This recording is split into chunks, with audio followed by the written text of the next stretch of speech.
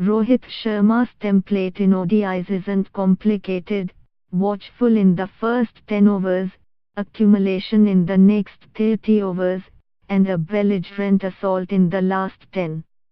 Sri Lanka knew all about it, having conceded 264 to him in Kolkata 3 years ago, but he reminded them again in terrific batting conditions in Mohali. He raced his way to his third double century in ODIs to launch India to 392 for 4, helping India level the series with a 141-run drubbing.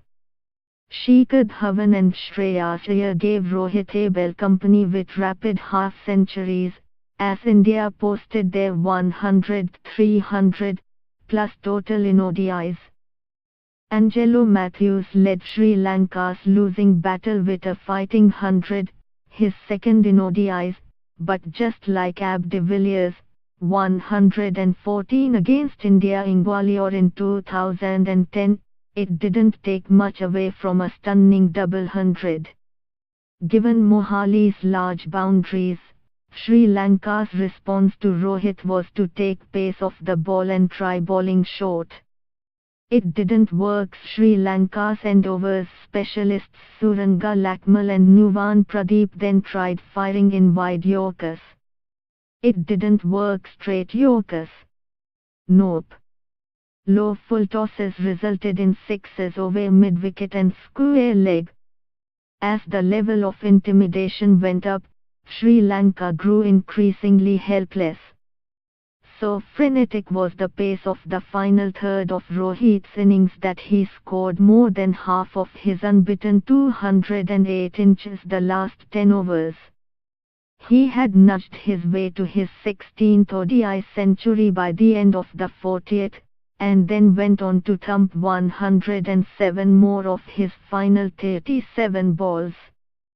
He scored 144, close to 70% of his runs, square on either side of the wicket. India scored 147 inches the last 10 overs.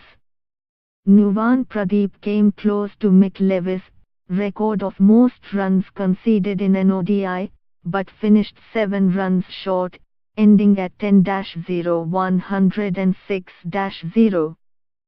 Confidence is arguably the most influential factor in sport.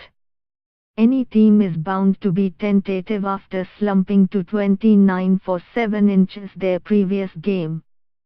So when India were put into bat in hazy conditions, Rohit and Dhawan put away their attacking instincts, allowing Sri Lanka's informed seamers to win the first power play. They scored just 33 inches the first 10 overs. Apart from their ability to steal singles with soft hands in the power play, Rohit and Dhawan are also proficient because they prefer different lengths.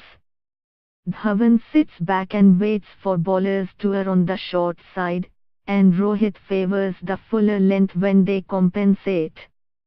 For 10 overs, Sri Lanka found the perfect length in between. As fatigue crept in and new bowlers took time to settle, they erred too often. India's run rate rose from a little over 3 to above 5 in a few overs thereafter. Dhawan was particularly productive square on either side of the wicket, hitting 9 fours before shoveling a flick to mid-wicket of Sachit Patirana. After cruising to 50, Rohit chose only the errant deliveries to attack. But India's run rate remained lofty due to Iyer's belligerence. After moving quietly to 11 of 15, he chipped down the track of Patirana and hit him over mid-on despite not getting to the pitch of the ball. Sri Lanka changed their length, and Iyer pounced on width. Iyer led the charge after Rohit's tone.